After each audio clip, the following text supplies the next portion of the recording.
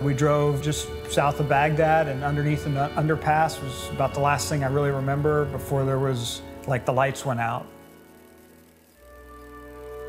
It was a routine convoy. Big explosion went off. We had hit an IED, and the blast kind of pushed us into a guardrail, ended up crashing into an Iraqi woman's house.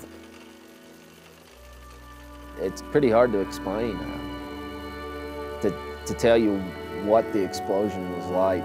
I never saw it or heard it, and really didn't even feel it. It blew me up against the cab of the truck, and I remember trying to gain my senses.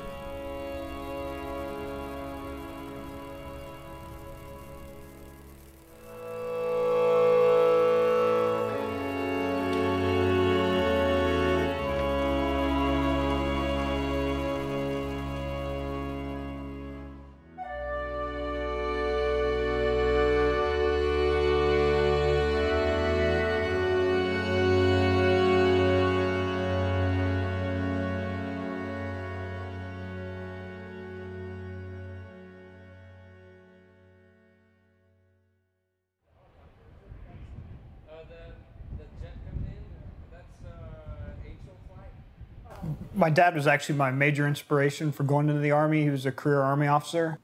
My reserve unit got orders to go to Iraq. I was already out of my unit, but I just really couldn't see sitting in college, you know, while my buddies, the guys I knew for so long, went to war. We got into Iraq just after the initial invasion. Daily life for me was a little different maybe than most soldiers. I was a civil affairs specialist, so we focused on rebuilding the country and working with the locals. And we get in the Humvees early in the morning right after the sun came up, and we were going from Ramadi to another town called Al-Hilla for a conference on how we were going to hand out money to rebuild schools and hospitals. We drove just south of Baghdad, and underneath an underpass was about the last thing I really remember before there was, like, the lights went out. My senses kind of came back on where, like, the first thing was like an old TV coming on. And I look at Zayas, my driver, and his face is just sheets of blood coming off of his face. Kind of went to sit up, and I put my right leg out to get up. And when I put it out, it felt like the floor was gone. And that's when I looked down the first time, and my leg was blown off, not completely, but so much that the first time I looked down, I didn't see it. It was hanging and just dangling like a loose tooth almost. Through the haze, I saw what looked like a barrier or barricade in the highway. And, you know, if you really want to kill somebody in an ambush, is you blow them up and then block them in, pin them in, and finish them off. And through my windshield, it looked to me in my adrenaline haze that they'd barricaded the road. 12 hours later, in the middle of the night, when I was getting medevaced out of the country, my driver came up to me and I said, Zayas, you know, what the heck was that? How'd you get around the barrier? And he's like, Sergeant Kelly, it wasn't a barrier. I thought it was a barrier, but it was fucking goats. Zayas, thank God, did not stop for the goats. He just kept driving. And they, to this day, goats have a special place in my heart.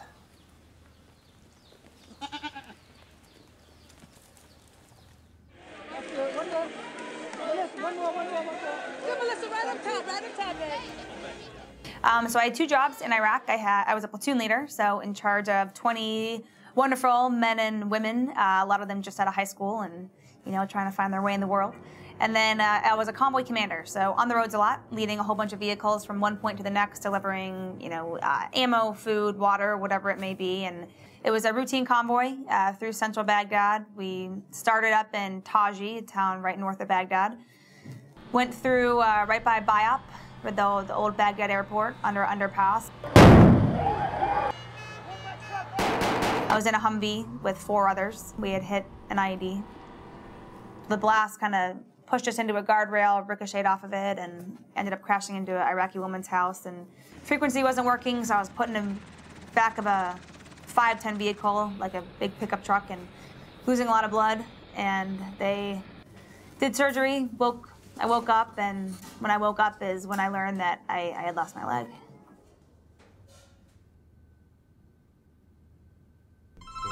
We're close now. Hello? Okay, we'll be downstairs in about 5 minutes. In 1999, after I graduated college with an associate's degree, I went on to join the military. My mother and father both worked for the coal mining industry, and I didn't feel that coal mining was necessarily the best industry for me to grow up and get involved in, and we were trying to build some morale for the Iraqi people, to build some love for their own country. And so we were changing out the money that had photos of Saddam Hussein on it with money with photos of Iraq on it. We'd pull security at the bank to make sure all of that went smoothly before we transferred to an observation post. And when we arrived at the observation post, my squad went inside to relieve the squad that was in. And as the squad was coming back out, we were hit by a rocket-propelled grenade.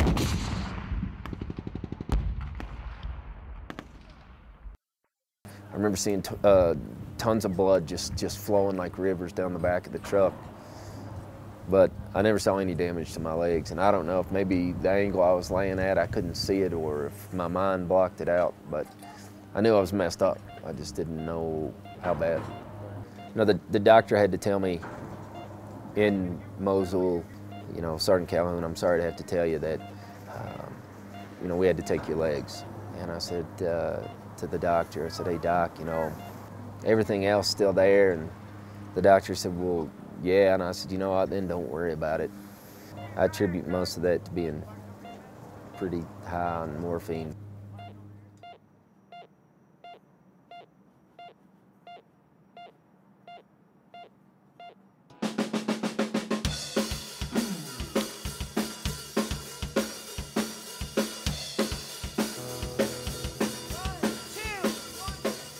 Stephen Talkhouse is a little saloon at the end of eastern Long Island in a village called Amagansett, part of East Hampton town. In August of 2003, there was a blackout, and we had a band that was scheduled to play that night, and we had to cancel it. So we had an opportunity to reschedule that concert. The idea was we would do that concert and take anything we raised at that concert and give it to a wounded soldier. And we were trying to think of a way to raise more money. I had just finished doing an MS ride in the city where they have thousands of riders. And the general idea was, instead of having thousands of riders ride a short distance, why not have one rider ride a long distance? It was kind of a far-fetched idea at the end of a night here, about 2 a.m.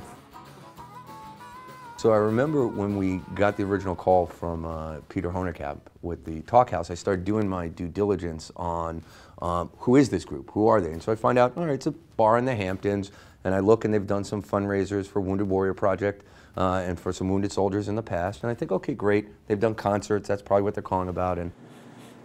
And we told him about the idea of Chris biking across America. And he kind of went, I don't want to say he rolled his eyes. No.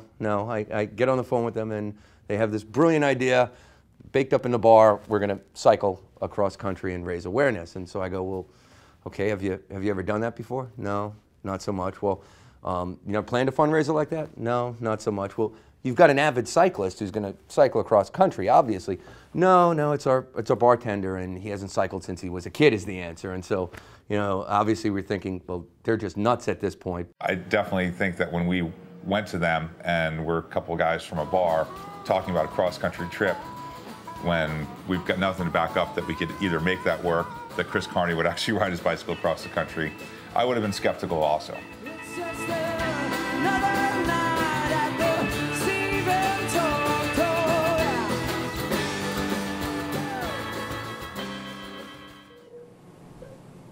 Initially, I got hurt, you know, on a highway in Iraq, and I went to a tent hospital, a cache. So the final amputation was done in the desert.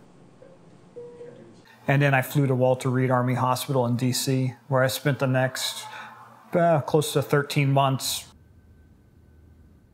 I'm sure anyone that's been to Walter Reed can attest that it's a really powerful place. So I got there, I was 24 years old. I had just lost one of my legs trying to figure out what I was gonna do. Would I walk, would I run, would I be independent? And you look around and you see these other soldiers that are missing so much more than you are. Too many give the ultimate sacrifice to be able to make it back at all, and only be missing my left leg. I really felt like one of the lucky ones. I'd lost a ton of weight after I lost my legs due to infection, due to the illness that came with the infection, due to trauma to my lungs and bleeding severely as I did. And So we spent a lot of time working on our core and working on trying to learn to walk on prosthetics, which turned out to be something that was a lot more difficult than I ever dreamed it would be. I was injured in a Marine Corps helicopter crash in March of 1992. When we got back to the ship, they cut my clothes off and you know, put me in a hospital gown, actually put me in a pair of gym shorts, and that's all I had. I didn't have a toothbrush, I didn't have calling cards, I didn't have any of my own stuff. When the war in Afghanistan started, I saw a helicopter and they were loading some veterans, some wounded veterans from Afghanistan. And my brother Jim said to me, I bet those guys are going through the same thing as you went through. How they actually bought into us enough to get us on the amputee ward, which is not done for civilians. We were just 3 guys from a bar, and I just had this feeling like someone should put an end to this right now. Like someone's going to realize that these guys aren't qualified to do this. Why are they even here? The first time that I was at Walter Reed, maybe the most important day of my life. To see how young all these warriors were, and to think that I probably wouldn't even let them into our bar because they looked like they were under 21. You know, I could immediately see kind of into their soul that they were well-meaning, and but let's be clear, I was not under the delusion that any of these guys were MBAs and they had a business plan and they were ready to do this thing. I think it was pretty much every night somebody sat outside. We made an announcement from the stage before every show what we were going to do. So we raised enough to get that ride going. We didn't have enough to finish it, but we had enough to get it started. At the beginning it was scary because it's like, well, we're all going to have to chip in to fly Chris home if this doesn't work. We decided how much money it would cost to actually do the ride. And we said, if we get to that amount, then I'm going. If we don't get to that amount, then we'll just donate what we have to the Wounded Warrior Project and say we tried. And I remember that night we got to that amount, it was kind of a crazy moment, because then I really realized I was going and it all became real, and I got out and I just stayed on the saddle all summer long, rode to work, rode here, rode there. It was sort of like an urban legend, the riding across the country. Everyone knew someone who had done it, or someone's cousin who had done it, but no, I didn't know anyone directly. So I went online, I read about it, went to the bike shop, the guys helped me out, they got me a bike sponsored. I was going to go and do something I thought was for a great cause, you know, not being American or non-military. I thought, me personally, was probably the humane thing to do, to help a fellow human, regardless race, colour, pro-war, anti-war, you know.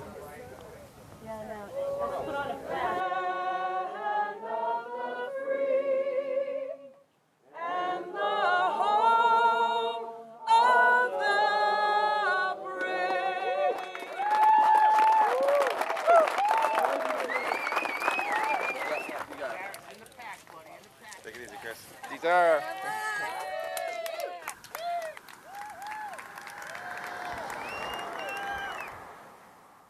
The routine was we basically sort of map out while we're having breakfast at a truck stop or in the RV, and map out sort of like where we were going to get to by the end of the day. You averaged out to 100 miles a day, but sometimes we did only 50 because of the hills, and then other days you'd do 120 and sort of leapfrog ourselves all the way across the country.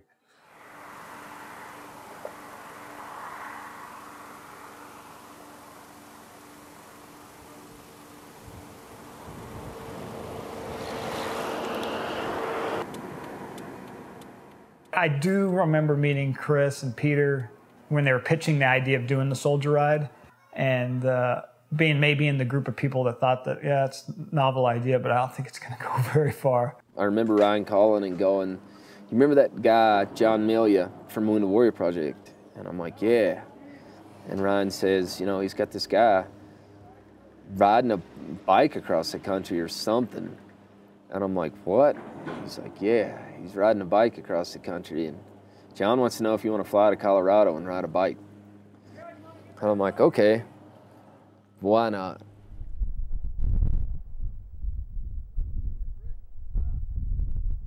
So Ryan got fitted with a regular bike. He rode with his prosthetic. Heath rode a hand cycle with this expert hand cyclist. And these two guys who hadn't done anything since they'd been wounded really picked the Rockies to do their first like 2 days to spend a weekend with me. And I remember riding about 10 miles, I think, the first day, and just being just toast. And then getting up the next day and riding about 30 miles and feeling such a sense of accomplishment after the first dismal day of just being about ready to die from the heat, riding through Colorado at 5,000 feet above sea level.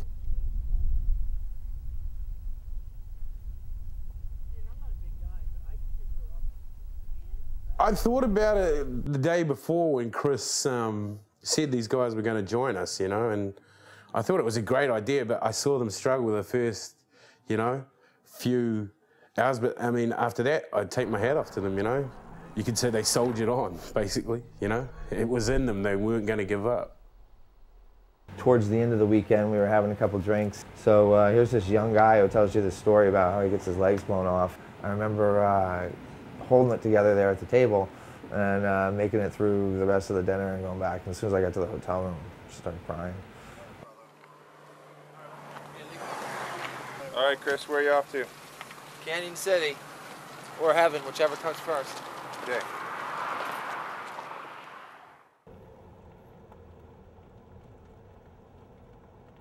When I went to go see the guys on the Colorado section of the ride, the idea was just to join them for 3 or 4 days. But I ended up driving up some big-ass hill, and I'm standing there at the top, and this van pulls up, like a real creepy van pulls up, and this guy like gets out. He's like, "What are you doing, friend?" And I'm like, "Well, actually what I'm doing is doing a cross-country trip with my friend Chris Carney, raising money and awareness for wounded warriors, talking about what a great thing we're doing." And he goes, "That's cool. I've got someone you should meet." The door swings open, and here's where I'm waiting for like the haystack to go over my head and never to be seen again. And there's this guy there with no legs, like high double leg amputee. His name's Bob Wieland. And he goes, "Well, I really like what you guys are doing a lot because I walked across the country twice on my hands." To me, that was a sign from God. It was like, I thought I was one-upped by this guy, like, all right, so I rode my bike across country. He's riding his bike with no legs. And then here comes this guy with no legs who walked across country. And it was just a sign, like, don't get too full of yourself, you know, like, it was more than a coincidence. We got $800, high-tech tires, carbon fiber frame, and a rubber band holding it all together. Excellent. All right, see you at the top of the hill.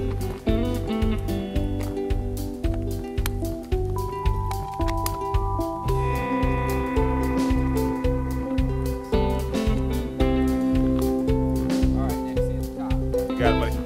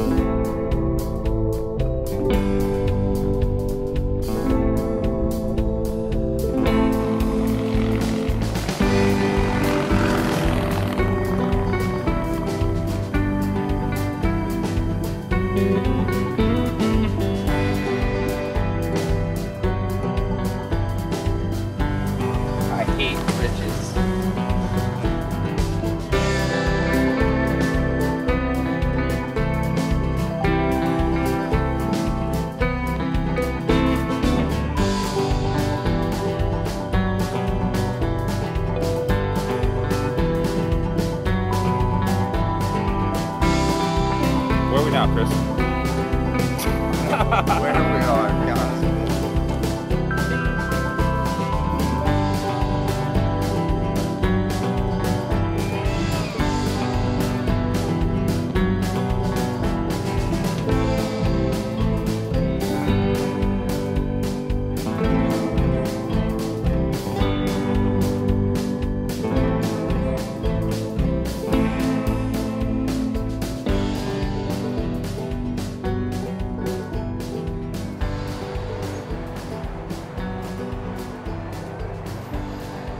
turned out we got the opportunity to ride the last 10 miles in with Chris when he finished up in San Diego. Here we go now, the very last few feet. Chris Carney takes his bike right down to the water's edge.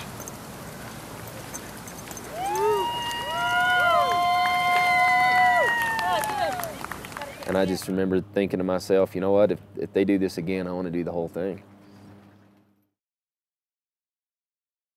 Chris said, you know, I'm going to ride the bicycle again across the country with these guys. I'm going to take my time, 70 days, however many days it took to do it, and I'm going to symbolize, you know, the American people making a sacrifice for these guys who made such a big sacrifice for us.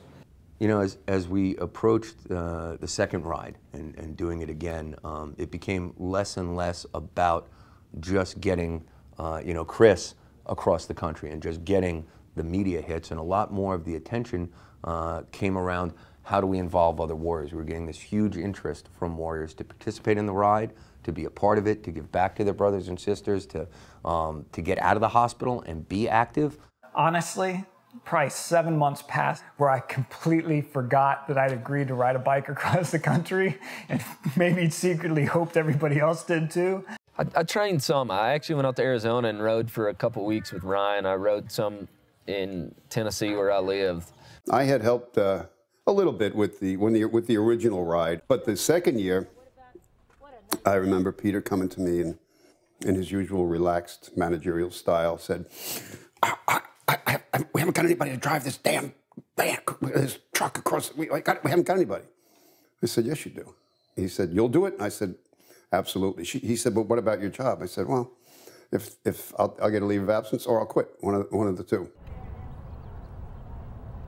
Hi, good morning. Good morning, Nick. How are you? Very good, very good.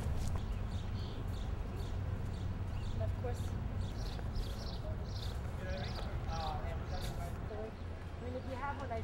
you know, I don't know how much you can prepare for a cross-country bike ride other than just getting up there and doing it, but you know, hopefully it's going to go well, and you know, in the end, we just hope it makes a difference in the guys' lives that are, you know, in the hospital right now.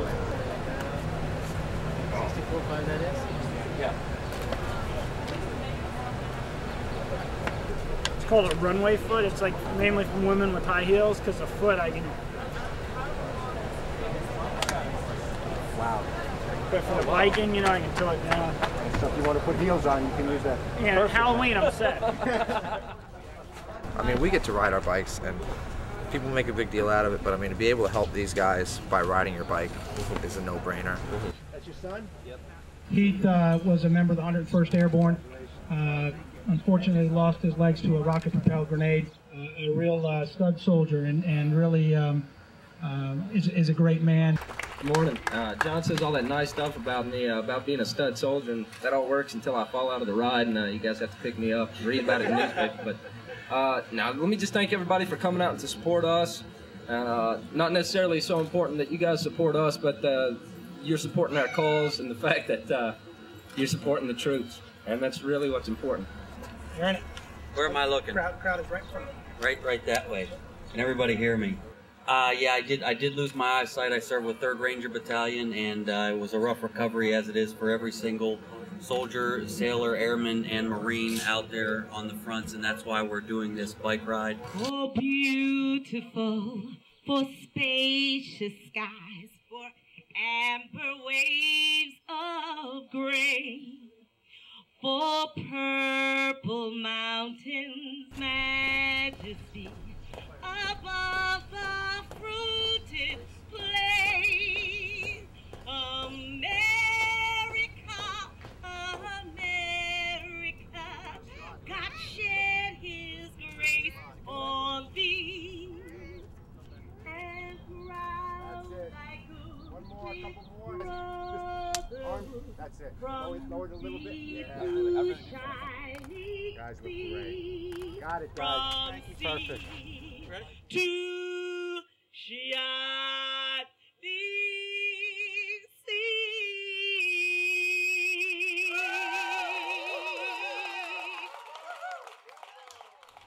All right, let's go. All right. Get it.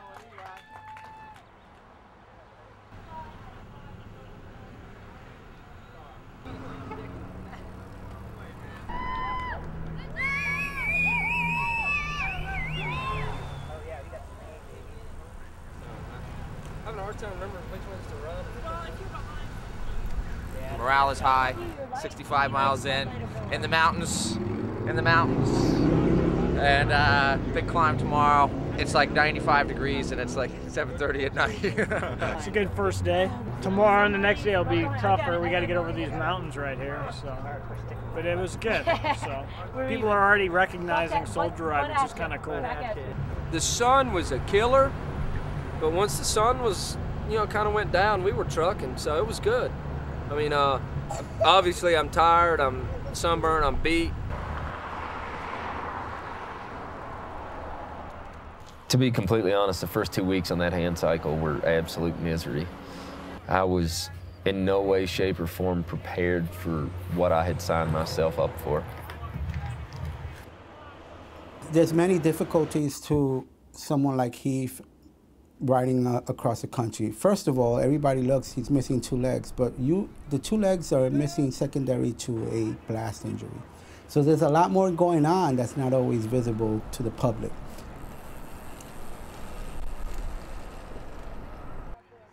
Our first day on Soldier Ride was 70-something miles, 72, 75 miles of hills, which I hadn't ridden before on a bike, a road bike. Let's just say there's parts of my body I didn't know existed that I found out real quick about halfway through that first day. I figured they would ride, and whenever they wanted to ride, they would ride, and whenever they wanted to take a break, they would take a break, but never was the intention, at least that I believe, that they were going to ride the whole ride across the country. These disabilities were all brand new to me, so I'm still gauging what these guys can actually do. And let me tell you, Ryan and Heath definitely set the bar extremely high. It's not really about the war. That's not really what we're doing. We're not out to support the war or down the war, either one. What we're out to do is support soldiers, and soldiers don't necessarily make that choice to go. They make a choice to serve their country. We felt like we went to war while America went to the mall. Most people don't even realize we have men fighting and dying in Afghanistan every day. And, we're more interested in a reality TV star that gets killed or a singer that has an overdose. And the guys that are out there fighting the war, the guys that are wounded that come home, they took an oath to support and defend the Constitution of the United States. They keep America free, and I think that's the honorable part. That's the part that people need to focus on. Not that your politics get in the way, not that your opinion of the war gets in the way, but that you support that troop that was willing to put his life on the line to die for you and your freedoms. That's what you're supporting. There were a lot of decisions that first year, things that we hadn't thought about in the very first week, like just curveballs that came at us. One, it's 110 degrees out leaving LA. And as hard as it is, and Heath being a double amputee, as it was explained to me, the circulation's not the same, so has a chance to overheat a lot quicker than we do.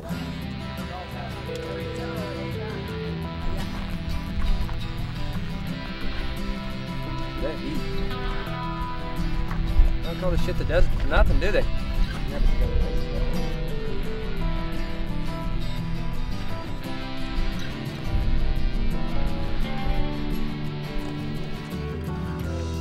Holy shit. You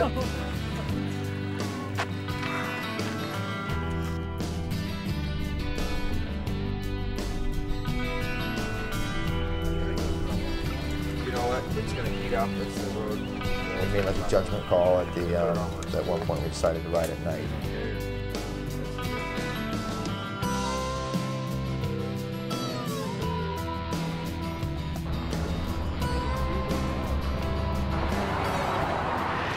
I mean, it's still hot. It's uphill, but we're making it. We'll get there.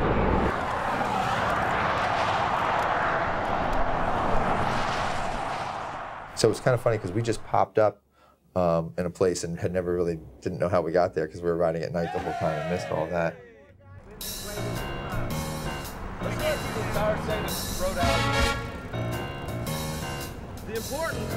Ladies and gentlemen, noble guests, I, Caesar, the beautiful Cleopatra of Alexandria, and our royal court, bid you welcome and extend greetings to you this day. before us are special guests. They are veterans of the United States military who have been wounded in battle. They have begun a journey. They are bicycling from Los Angeles to New York City to raise awareness about the sacrifices of our troops who have been wounded in the service of their country. I like your chariots. Can you leave that with me? Uh-oh. I don't know if I can do that. VA might not be too happy with me.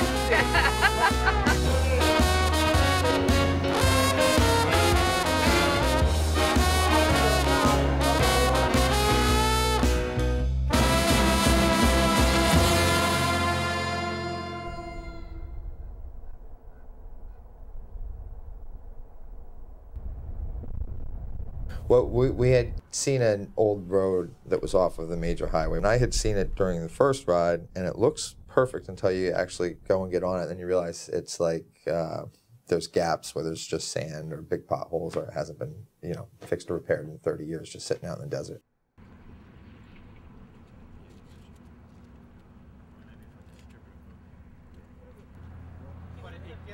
It gets worse. I went right over and kind of did a little forward roll. Yeah, sorry about this. He just made it sound like it was, That's you know, what- yeah, that's an what I'm ideal saying. scenic route, but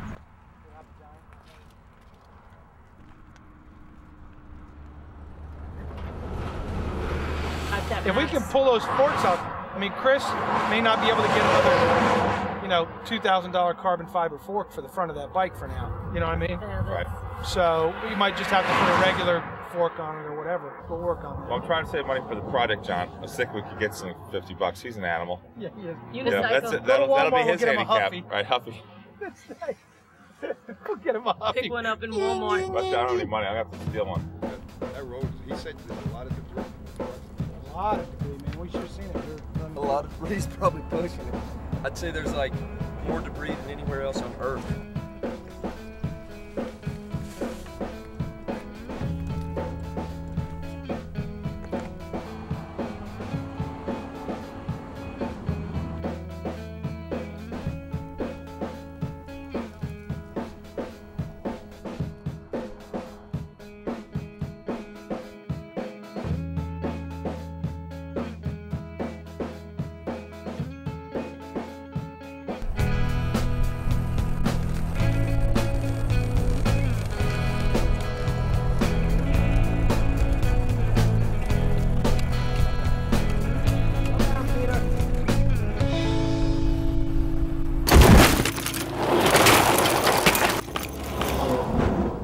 Keep the camera off until we know he's alive. Came off the bike, smacked the wall, the bike kept going in pieces down that way. I say he's fucking dead. Look at my front where I flip it, and look at the front where it says Soldier Ride. Look how it drug it off. They were flying. I was like, and that's how it snapped that wheel. I popped up, and all my weight was on that wheel like that, and it snapped the wheel off. And then I came out and drugged down the side of the road, and then had to drag my shit out of the road to keep from getting hit. Just hold me up, push me up. I just didn't want you to have to start me out. Scratch, I'm up.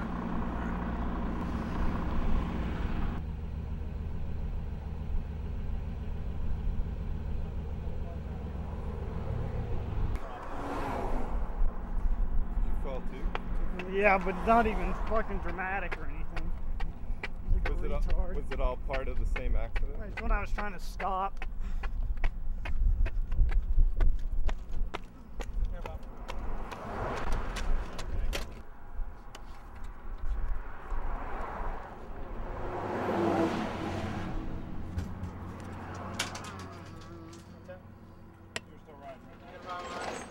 Everybody still riding? You done? I mean, maybe after lunch. I mean, if I just tweaked it, but I'm slowing up.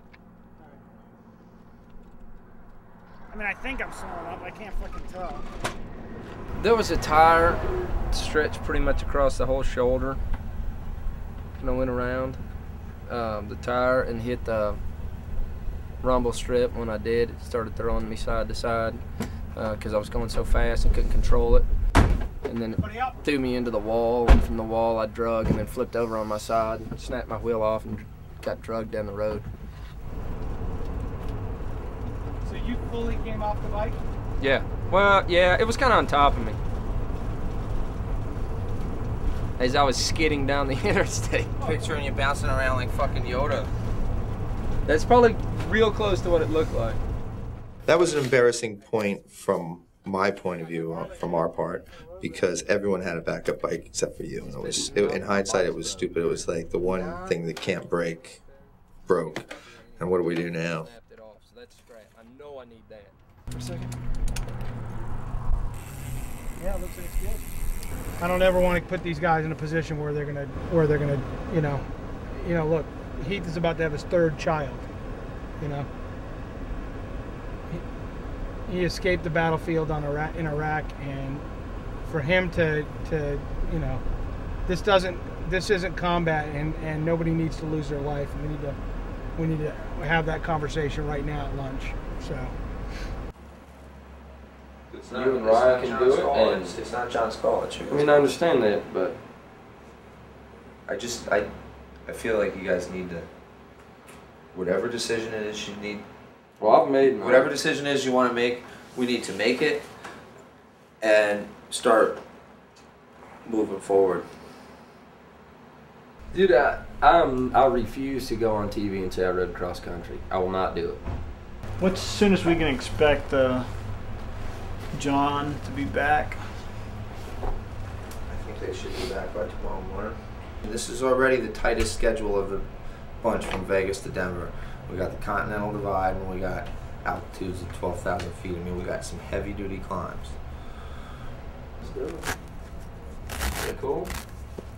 Yeah, I'm gonna throw this on there just to shrink it down. Then I'm gonna. Do you want to ride with them, or do you want to ride with me? Because that's also an option for you. If I've got to catch up, you can catch up, or you can. You know what? There's no point in us. There's no point in anybody else. There's no about Chris Carney rode across country last year. It's not about me. I mean, I don't. Okay. I have no desire to keep going. If you guys decide that you both want to wait, then we all wait.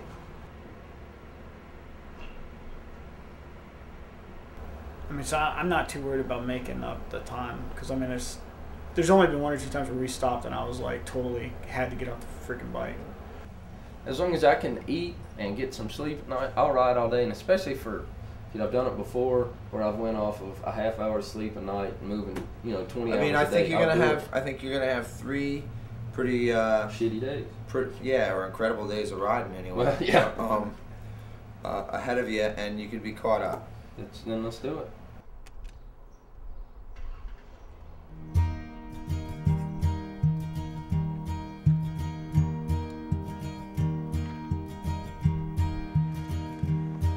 With the twilight colors falling and the evening lay in shadows, hidden memories come stealing from my mind.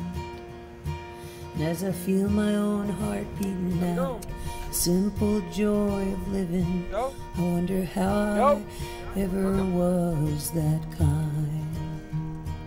But the wild road I was rambling was always out there calling, and you said 100 times I should have died. Then you reached down and touched me and lifted me up with you, so I believe it was the road I was meant to ride. I'm like a soldier getting over the war. I'm like a young man getting over his crazy days, like a bandit getting over his lawless ways. I don't have to do that anymore. I'm like a soldier getting over the war.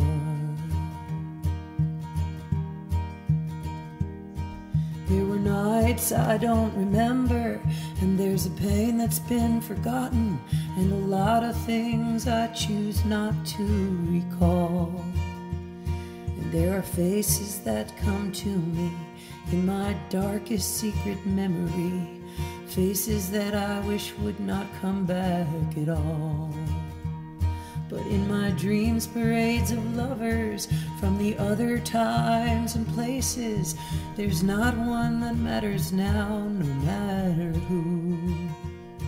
I'm just thankful for the journey and that I've survived the battle and that my spoil of victory is you. I'm like a soldier getting over the war, like a young man getting over his crazy days, like a bandit getting over his lawless ways. Every day gets better than the day before. I'm like a soldier getting over the war.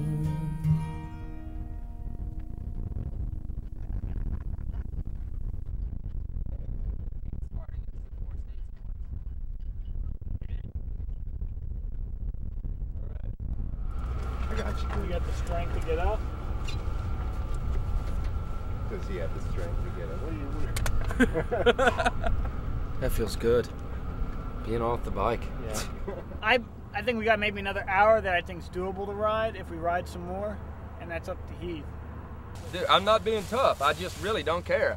The only thing bothering me right now is my ass cheeks. Seriously. My arms, yeah, they're tightening up a little bit now, but for the most part, the only thing hurting me is my ass cheeks.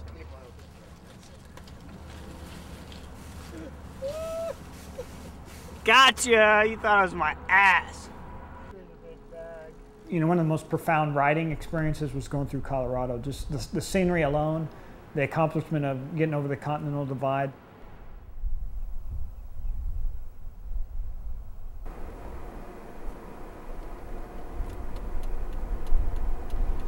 I don't even know how we got in touch with Steve. I didn't know Steve. I didn't know Steve either. I just heard we were meeting this guy who was going to help us out with some equipment and stuff, and he kind of guided us that first weekend during the first year that Heath and Ryan were with me. And then the next year we had called ahead, and he came all the way across Colorado with us. Well, I'll tell you what, I was injured in a car accident in Colorado, and found out about 4 hours later that I was, from the doctor, that I was going to be in the hospital for the next 6 weeks and in a wheelchair the rest of my life. At first I thought that was a pretty tough sentence and that it really wasn't worth going on with, but as time went by I found things that really excited me and interested me, and one of them was hand cycle. You asked me if I was enjoying having another hand cycle. I just enjoy having the expertise that Steve Ackerman's brought with him. Yeah. He's biked once or twice before, and he brings all that with him, and that's what's great. It is nice to have the hand cycle, but someone to share my pain. But, Well, the thing is that we ride at a different pace because you know, we're just using our arms, and especially when we start going uphill, you know, a rider using his legs is going to stand up on his legs and use his weight to push those pedals back and forth, and we're going to be doing like just push-ups. You know, we can't stand up on these pedals. It's just gut it out, and so we go slower going up hills.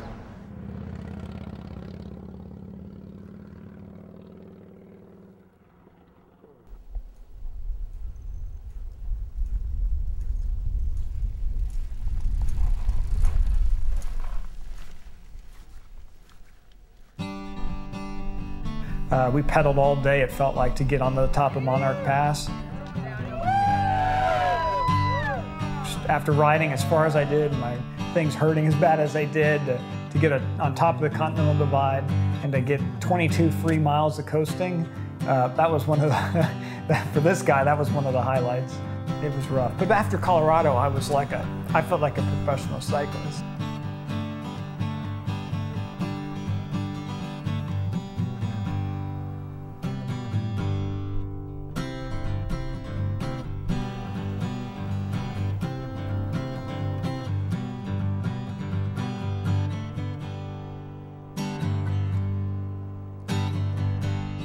I think the sight of Heath on the hand cycle at different places brought a lot out of people too. Where are you riding to? New York City. Oh, come No, on. get out from where? LA. Oh, man.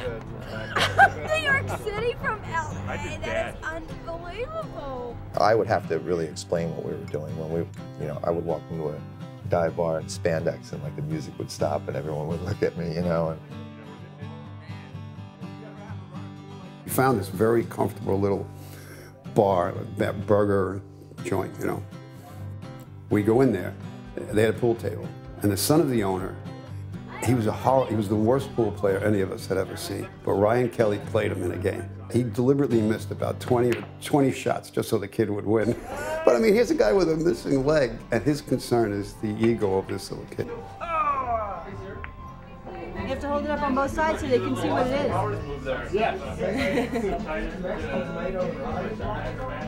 One of the more profound parts of it was the reception that we had from the people along the way, and how the groundswell of support grew as we moved across the country and the word got out what was going on and the impact it was having on people's perception of wounded service members. Do you have to be to ride? No, not at all. We've had a lot of guest riders that maybe ride for 1 day or 2 days. That's kind of a big part of me and Heath coming out here is that we just really want to make sure that we can keep it in public's eyes. And it's a worthwhile cause to support organizations that take care of soldiers.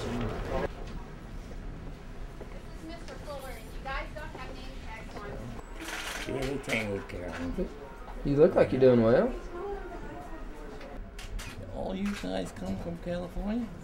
Well, actually, they split us all up. So in here, just me. Yeah. You take care, sir, and good luck with the operation.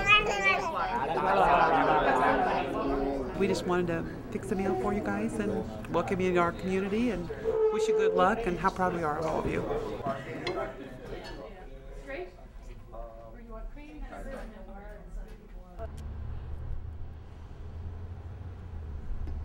That lady drove all the way down, an hour and a half to 2 hours from Bear Lake, caught us just in time to get a group photo, and then handed us $100. I hope that I know that's typical of how the American people feel about this. Nice to meet you. I'm Chris. Eric. Nice to meet you. Magnus. Magnus. Nice to meet you. All of our kids have been in the military. I was in Korea. So everyone knows that we're going to stop and regroup at the intersection of 14 and 88. It's like 8 to 10 miles up the road if we get spread out or whatever. All I need is just something to put the boy in. So why are you riding this one? My stump's all ate up and I think we're all gonna do a day on a hand cycle. Anyways. Dude, all that shit I gave about, dude, I can't wait till Heath wrecks again. Dude, I don't want to go down any hills because I'm gonna be like, woof.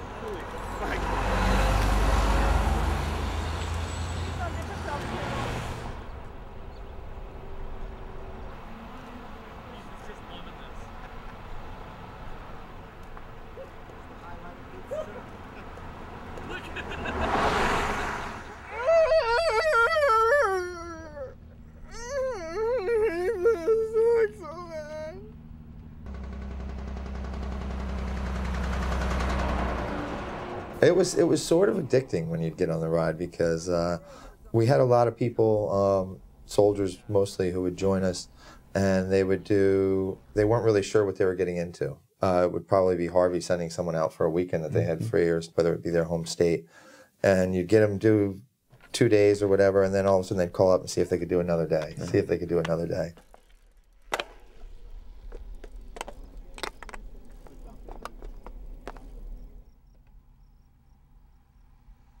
Some oxygen. It's your first day, right? Yeah, it's my first day. When was the last time you rode? Seriously rode? Never. I never owned a road bike, so it's a good time. Glad I came out. I had never been on a bike since I lost my leg.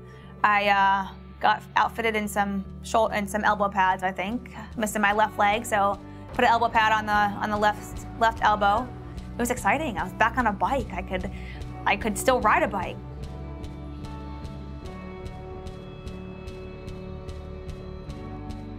I was going to be riding with Ryan and with Heath on his hand cycle, and I was out here with these guys trying to kind of see what I could do. Melissa Stockwell, well, she is just gotten her prosthetic. She's just getting used to it. And she's riding. She makes this signal that she wants to pull over. I think she's going to give it up for the day. I figure, well, she's had enough, you know. So I pull up alongside her. She opens the sliding door. She rips off the prosthetic, F this, throws it in the truck, slams the door, and rode the rest of the day on one leg. Some of the soldiers along on the ride told me, you know, just do it with one leg. Don't use your prosthetic. I was a little nervous at first, but they got me up and they were out there and helping me along.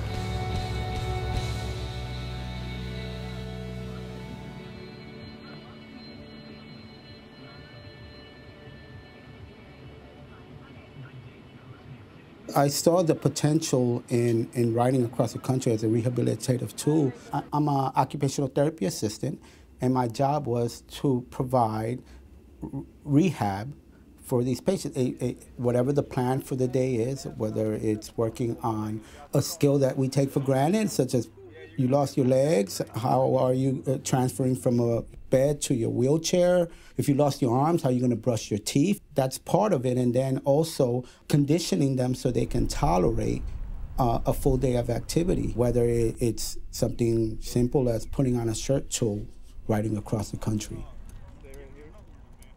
One of the things that's been taken away from the more recent conflicts is to get in front of not just the physical injuries, but the mental and the whole entire holistic approach to making somebody better, and get in front of it and deal with it. And there are people that are there to help you work through it. Can't believe you guys are cleaning this thing. Yeah, I know. But it's got to be in a parade today. We're actually going through a parade in Crocker Park. So we're leaving here at 1:30? I think so, yeah. All right.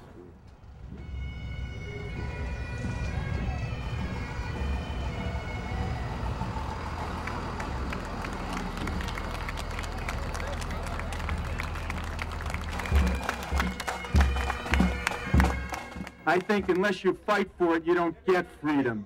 And history proves that there is no freedom without heroes and warriors and people who fight to make our lives free. These are those people. We had a huge reception in a community in Ohio around the 4th of July. And it was big for me because my dad was actually able to be a part of that. It was important to me, and I think the rest of the guys, that we could be a part of getting the word out, and to see that play out and know that it was being successful was profoundly uplifting. And that was a big motivation to keep getting on the bike every day. How you doing, Matt? Thank you very much. Appreciate the support. Thanks a lot. I just want to say thank you so much. Which one? You're welcome. Thank you guys. Guy with the glasses right there, point. Right now, What are you asking how you lost your legs? I work with the amputees, so I just kind of explained to them that you were in the war and everything. Yeah, I had a bad day at work. I had a really bad day at work. What do you got here? You know, in the town that I live in, most of the kids are associated with the military. A kid goes, "What happened to your legs?" And I say, "I lost my legs." And they say, "Oh, how?" And I was in the Army. "Oh, my dad's in the Army." And you never know, you know, I don't want to be that guy that puts, "Oh, my dad's going to get his legs blown off," into their head. And Can I give you five? Ah!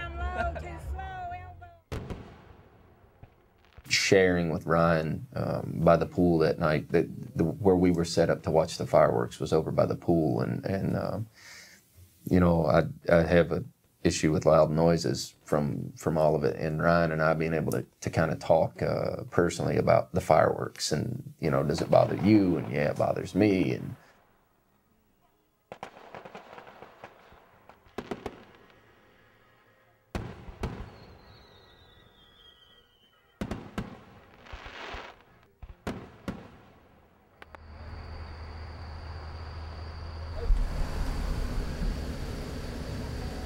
From out of nowhere, he emerges through the darkness. I don't think I signed on for this part. Yeah, I don't think I've got 100 miles of this in me.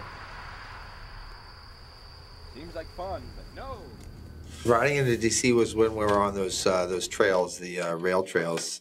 And I remember it being muddy, and then realizing Heath's hand cycle was like not meant to be riding through the mud, obviously. So he was like really slopping it through there. And I think we made it a couple sections before something snapped. We lost right? the wheel again. Yeah, and that was the irony of that too. Was it was right before we were going to the White House. We'd finished the day riding, and we had all these missed phone calls, and it was, "You got to call me, it's urgent. The president wants to meet you guys." And we're like, "What?" So at first we thought we were getting pranked. It was an awesome experience, you know, and we took, I think it was 30 wounded vets from Walter Reed with us that day. That's kind of how I knew that we'd done something. The White House took notice of 2 wounded guys and a bartender from New York that were riding bikes across the country. It was an honor just to be a part of that and to know that we'd gotten enough attention and raised enough awareness. President Bush was very generous with his time. He turned at me and he said he wanted to donate. I must have been just gazing blankly at him, still kind of in disbelief where I was, because he had to repeat himself. He goes, "So I want to donate, but I need a form." You know, a form.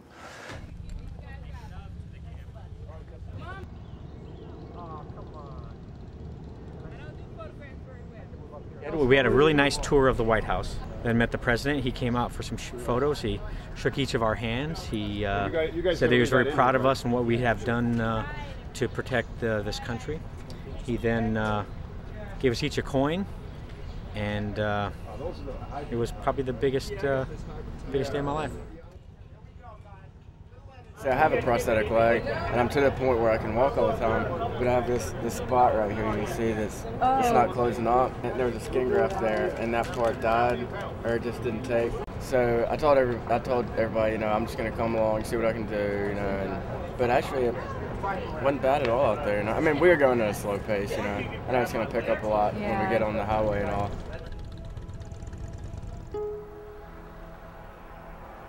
Someone today would do a much better job of planning where someone's going to ride their first miles after losing a limb, and it wouldn't be through like back roads of Maryland and Pennsylvania. It was cruelly hilly. I mean, it was cruelly, insanely hilly.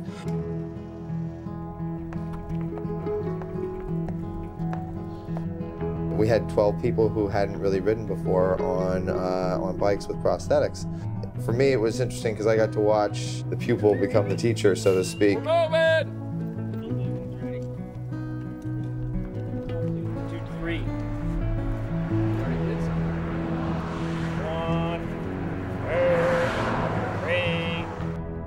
When we first set off, because Heath was in the hand cycle, how far we went each day was dictated by how fast he was riding. And then as soon as other soldiers started joining us, whether they had an arm prosthetic or seemed able-bodied or any amputations at all, it became the new guys. You know, how fast were they going to be?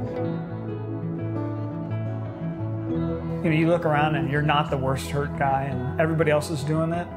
And you just learn, like in the military, you just suck it up. You got stronger as you rode, and they did, and you could see, you know, them smile, and that was very addicting. It's really all you can ask. I have been absolutely blessed, and you know, I can sit here today and talk to you, and for one thing that I have to be sorry about, I have a million things to be happy about, and you know, even just getting to do stuff like this, all of us, you know, we're all the same way. Whatever we can still do to push ourselves and to help all the other soldiers behind us, you know, it's awesome. We're a rock star.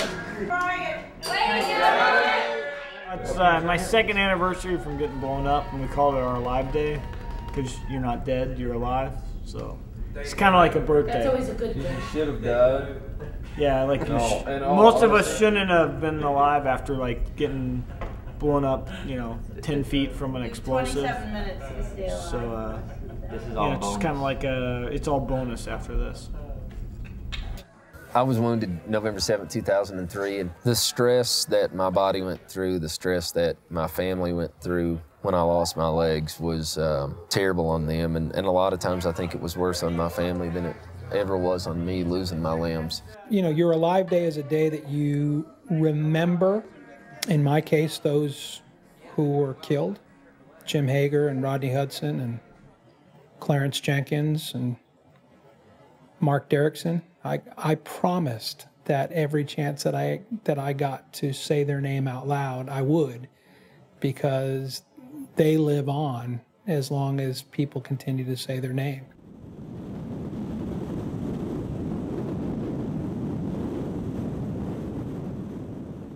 I'd had a chance when I was a patient at Walter Reed, went up there, went to New York and toured the area around the World Trade Center.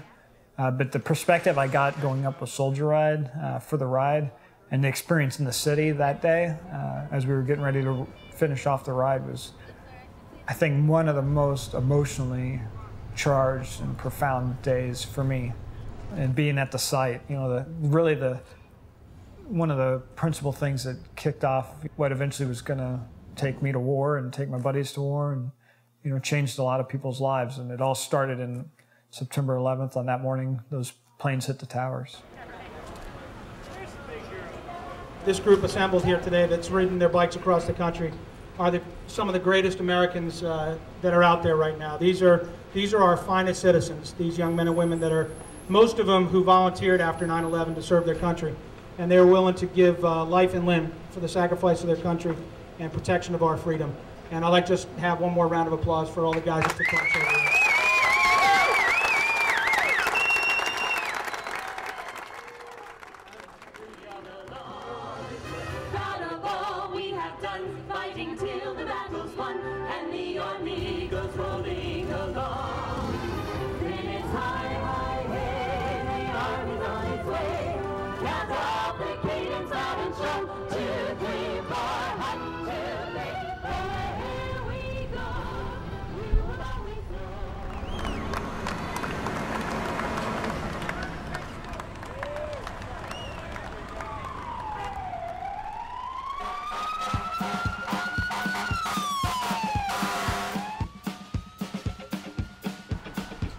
The last 100 miles was, that was a lot of fun.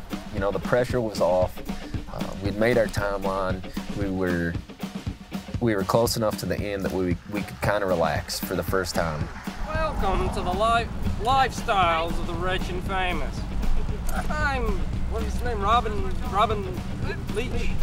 I'm Robin Leach.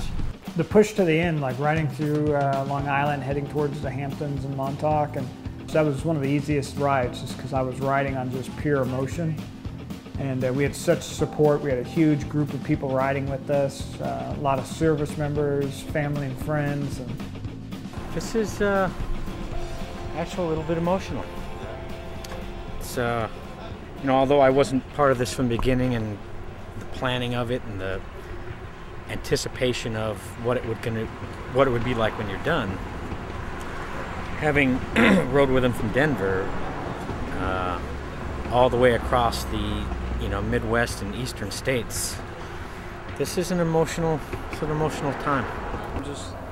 It's been a good ride. Today's about as good as weather as you can get out here, probably. I mean, for being overcast. So I don't know. I'm just enjoying the last little bit. I feel good. So it's nice to have all these guys out here too.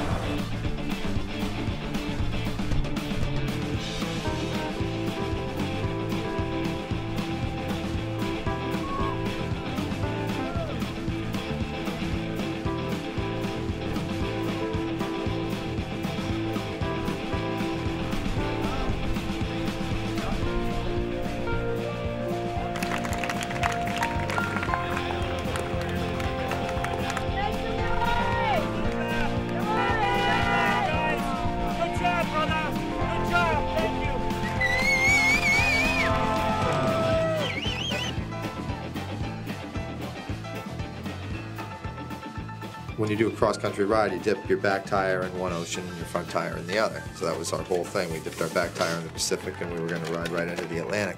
And then I started realizing there's like 200 yards of rocks and sand in between the pavement and the actual ocean. How are we going to get down there?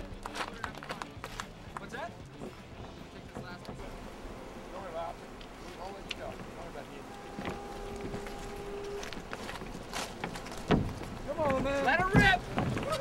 Hold on 1 second. I got another piece of plywood coming.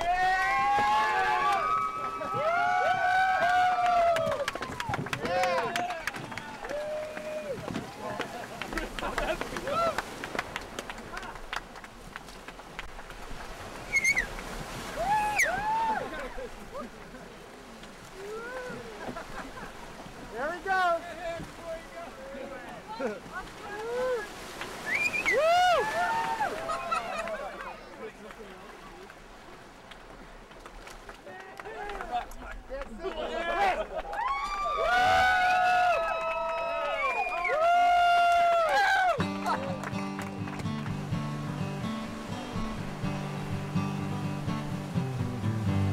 Yeah, my emotions were definitely mixed. That excitement of being done, but you know, we've been doing it for 58 days. You know, we've been on the bikes, and you kind of built a routine. It was a bit bittersweet too, because you knew that those series of, wow, I've never done this in my life, these once-in-a-lifetime experiences was about to come to an end. I enjoyed riding with these guys, and I enjoyed what we were doing, but with all great things, it had to come to an end, and I was excited to prove to everybody that we could do it. I wasn't 100% sure when I left LA that I was going to be able to ride a bike across the country. Heath watched him in his hand cycle there drag himself across the desert and over the Rockies through the Midwest. It's crazy. We're guys from a bar who are organizing this bike ride. It's like, you know, we were really winging it. In hindsight, it might not have been the smartest thing, but we pulled it off. And so if you look at where Soldier Ride is today, we did 3 cross-country rides. All were different and important in their own respects. And then there's a burnout factor. To be able to focus better, we've started concentrating on the regional rides, which would be a Phoenix to Las Vegas, for instance, or just the whole state of California, or DC to New York. Chris Carney told a reporter that the most daunting part of that first ride was being alone. He said he'd only played team sports in the past. He wasn't used to a solo effort. But what Chris and others discovered is that when it comes to supporting our returning heroes, there's no such thing as going it alone. Along the way, he inspired people all across the country, and since then, more than 1,000 wounded warriors have joined soldier rides across America. Most warriors that we'd met over the years had never been overseas before except to fight in Iraq or Afghanistan.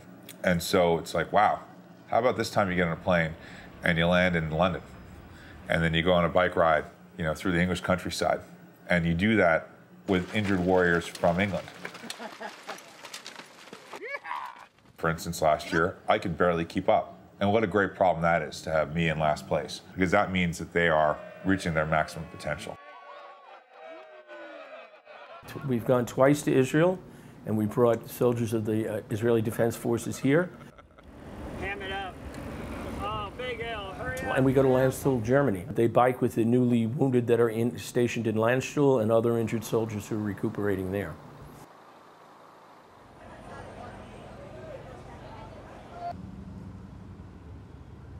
Looking forward to the work we do at the Wounded Warrior Project, I know we still have a lot of great work ahead of us. We still have an audacious goal to make this the most successful and well-adjusted generation of wounded warriors in our nation's history. And when you look at that goal and you think, oh my God, how are we going to accomplish that? I think back to the early days of Soldier Ride, and I remember you need to dream big, and when you do, anything's possible. The goal was to set out to help wounded and injured vets and their families, and I think it has done that tenfold over now. You know, it's changed the way US military are basically taken care of now, war vets.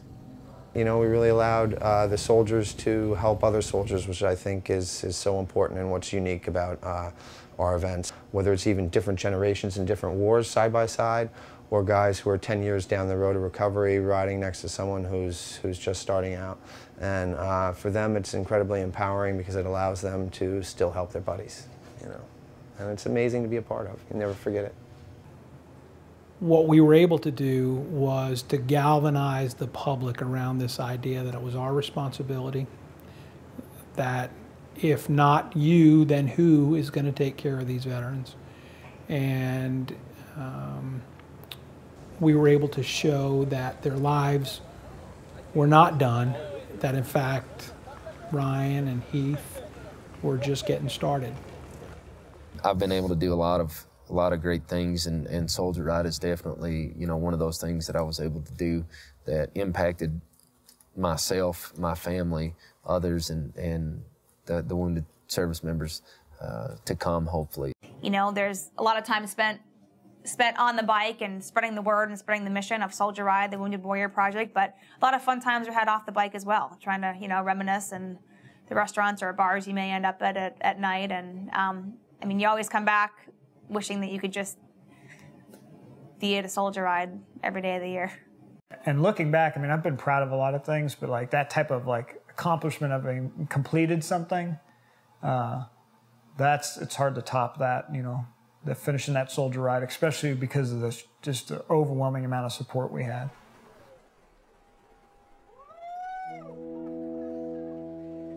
It's kind of crazy to think about like all that's transpired in the last coming up 10 years or so since the end of the ride. And when I left the Army in 2004 and was medically retired, and I really set my goals on becoming a helicopter pilot. Yeah, right now I make a living flying an air medical helicopter. I love being a soldier. I mean, I really love being a soldier. I miss it every day, and I loved it because I felt like I was serving a greater purpose. Flying, you know, injured and sick people around here in my local community gives me that same sense of purpose.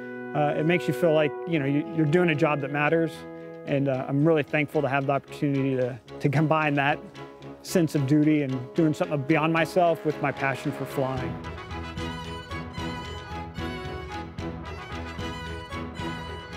So I was medically retired in 2005. I learned of the U.S. Paralympics, which is just like the Olympics, but for athletes with disabilities, and kind of thought, if I make the Paralympics, I can go over and wear this USA uniform on my back and represent this country. I defended it over in Iraq. I'm just a very proud American every day, really. It was a long shot to make the team, but ended up making the Paralympic swim team and got to swim over in Beijing on the water cube and had the opportunity to carry the flag at closing ceremonies, and just kind of, you know, one of those moments you kind of wish you could go back and relive over and over again.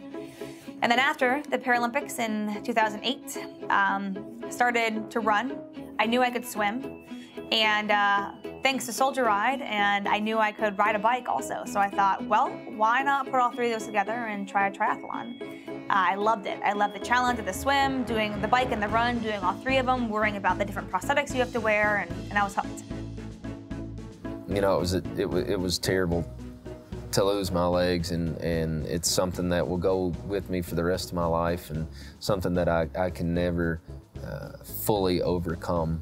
However, the things that I've been able to do in my life, I don't think that I would have been able to achieve the same level had I not lost my limbs. I started skiing directly after the injury. It was the first real thing that I did after I lost my legs that made me feel free again. One of my goals initially was to make the U.S. ski team. It's cool, and I really enjoyed winning the silver. It is tough though. I mean, I think we all wanted gold, and there's a little bit of that feeling like if I'd have just pushed a little harder, maybe I could have won it. To me, your legacy is about who you forgive and what you do for other human beings. So the fact that I got to be an integral part of Soldier Ride is extraordinarily gratifying. They know that we know we can't compensate them for their mental and physical loss, that we're just doing what we can.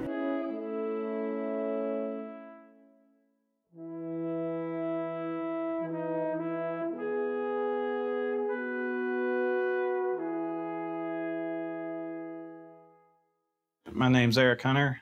I served with 5th Special Forces. I was part of a 3-man mortar fire team, and we just go out on patrols and provide support however we could.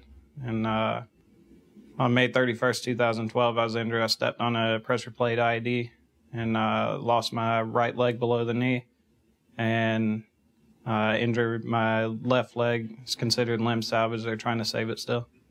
I want to bike across America because, you know, being down in Key West on this past Soldier Ride, it was my first ride that I've been on, first time on a hand bike.